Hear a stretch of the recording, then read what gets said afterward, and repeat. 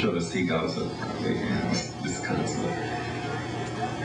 In the dumpster, dried flowers, cabbage butterfly jockeys in the sun.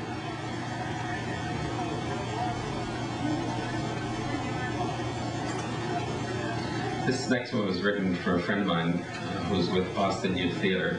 She's a fine actress, and she left Boston.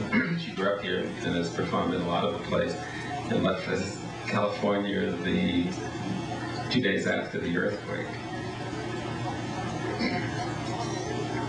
On a purple clover, the monarch butterfly lifts her wings in the autumn twilight.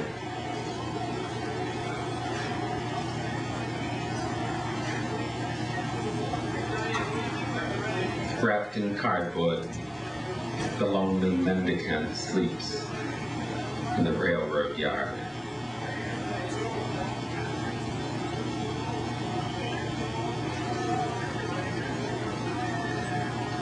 Newly painted wall, silent language still visible.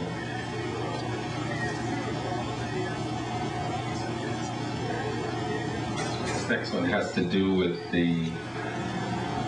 that tragedy at the construction site down in Connecticut, L'Ambiance Plaza, and I just call it L'Ambiance Plaza Memorial.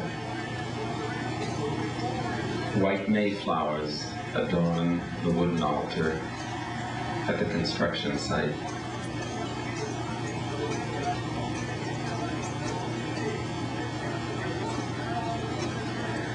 By the cemetery chapel, cherry blossoms shedding petals.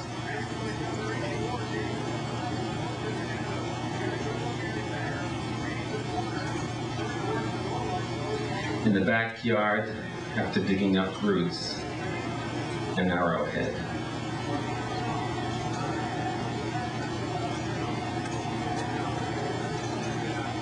This next one I'm going to read and change one word at the end just so that you can see the differences with haiku and what happens when you just change one word.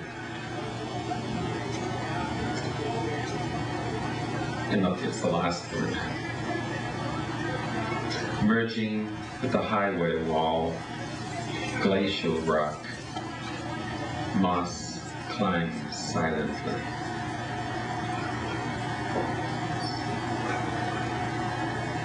Merging with the highway wall, glacial rock, moss climbs slowly.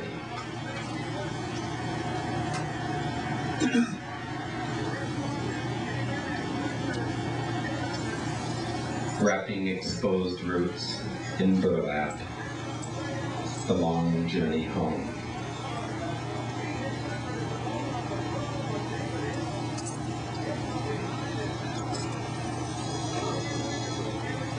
The bees in concert on the watercress, each flower dripping.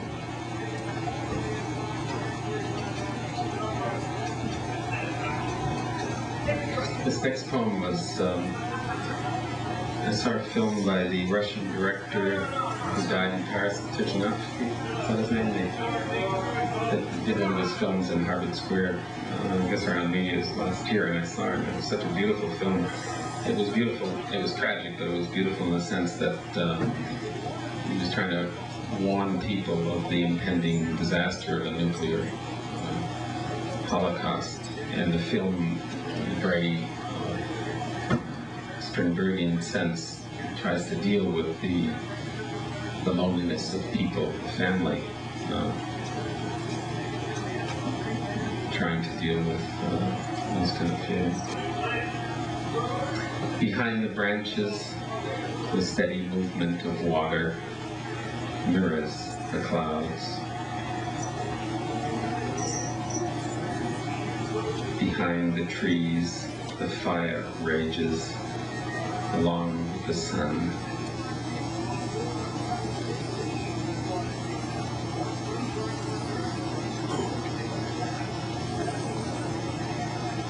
This was up in Lawrence for the Labor Day festivities. No, but I was up there. Is it? Yeah, it's a great town. Yeah, well, it's changed a lot here. Yeah. Culture It's down. Spanish vacation going on there. Well, it has a long history. Yeah, no, it's not a lot. Well, this one actually will go back to probably maybe what you're familiar with, or if you had some grandparents that lived in Lawrence years ago. Heritage Festival Parade. The old woman hums the bread and roses. Are you familiar with the latest tracks back in the 20s? Yeah, that's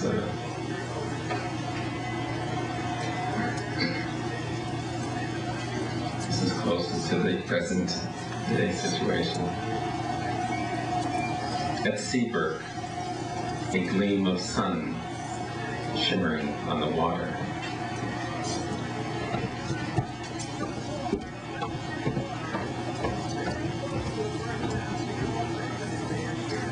Shrapnel Graveyard.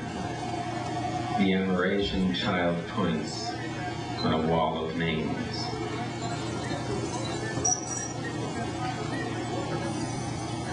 This next one, I mentioned the name of Miguel Hernandez, who is the Spanish poet who died in prison very young.